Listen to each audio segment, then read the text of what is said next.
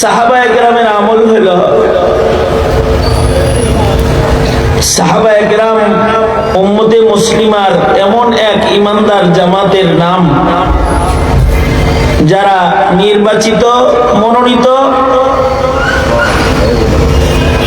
এবং আল্লাহ পাকের কাছ থেকে ঈমানের সনদ প্রাপ্ত। নির্বাচিত, মনোনীত এই জন্যে নবুয়ত যেমন নির্বাচিত, মনোনীত, সাহাবিয়ত নির্বাচিত, মনোনীত। নবী যেমন আর কেউ হবে না কিয়ামত পর্যন্ত, সাহাবিও আর কেউ হবে না। আর সাহাবীদের এই দল আল্লাহ পাকের কাছে এতটাই গ্রহণযোগ্য যে কিয়ামত পর্যন্ত আনেওয়ালা উম্মতে মুসলিমার জন্য তারা ঈমানের মাপকাঠি।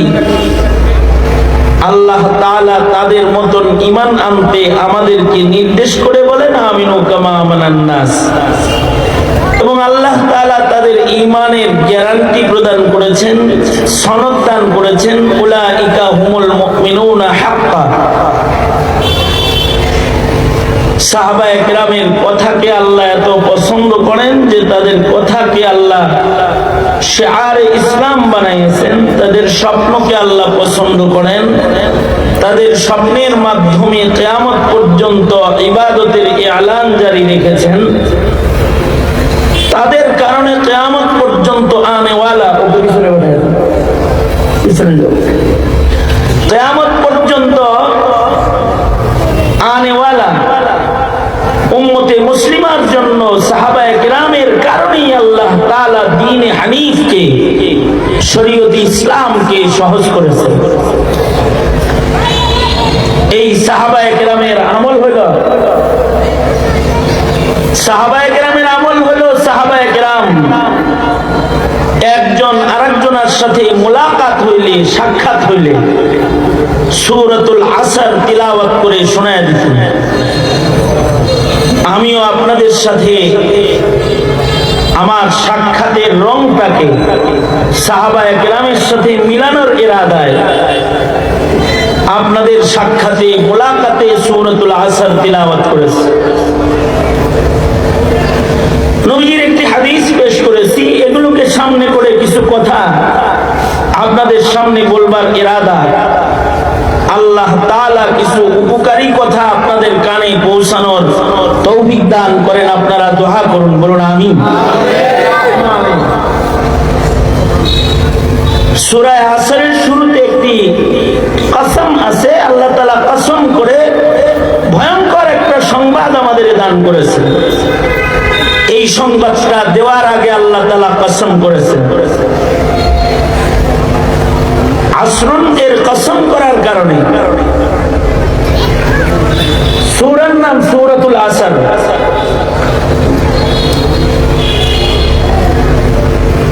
এদিকে কথা বলে কে? ডান পাশে কথা কন নেই, কথাবার্তা বাদ দেন। যাদের কথা কাম বেশি তাদের মাহফিলে আসা ঠিক আছে। স্টেজে বসে কথা বললে যিনি আলোচনা করে তার কানে যেন কথার আওয়াজ না আসে এমন দূরত্বে যায় কথা বলা উচিত। আমাদের সময়ের অনেক হিসাব আছে, ঘড়ির কাঁটা মেপে আমরা চলাফেরা করি, তামাশা করার জন্য বসি না। আর ওয়াজ মাহফিলের আদাব গুলো নষ্ট হয়ে গেছে। এখন নষ্ট হওয়ার কারণে ওয়াজের তাসির কম, ওয়াজ শোনা হয়, আমল হয় না। আমাদের নামাজের আদবও নষ্ট হয়েছে। এই জন্য আমাদের নামাজ হয় কিন্তু গুনাহ মুক্তির হায়াত হয় না। অথচ নামাজ পড়লে গুনাহ থেকে নামাজ বিরত রাখবে আল্লাহ পাকের ওয়াদা। নামাজে বান্দাকে গুনাহ থেকে বাঁচাবে, এটা আল্লাহর ওয়াদা। নামাজও পড়তেছে, আকামও করতেছে। কারণ কি? নামাজের আদব, হক, হুকুক আদায় করে নামাজ হয় না। আমাদের ওয়াজ অনেক বেড়েছে। আগে এই দেশে আলোচক ছিল 4-5 জন, এখন আলোচকের নাম মুখস্থ করা কঠিন, এত আলোচক আছে। আগে মাহফিল যা হতো তার চেয়ে অনেক বেশি মাহফিল এখন আছে, কিন্তু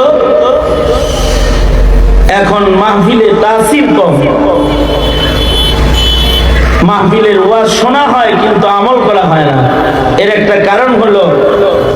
মাহফিলের আদাব রক্ষা করা হয়। জামানার ইনহিতাত, নবীর থেকে আমরা দূরে যাইতেছি, তাই আমাদের আদব কমতেছে। কিয়ামতের পূর্বে আরো কমবে। ডিজিটাল হবে দেশ, কিন্তু আদব শূন্য হয়ে যাবে।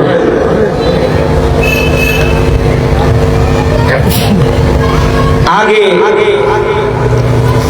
মসজিদের ভেতরে ইবাদত করে শান্তি পাইতেন, এখন মসজিদেও ইবাদতে শান্তি নেই।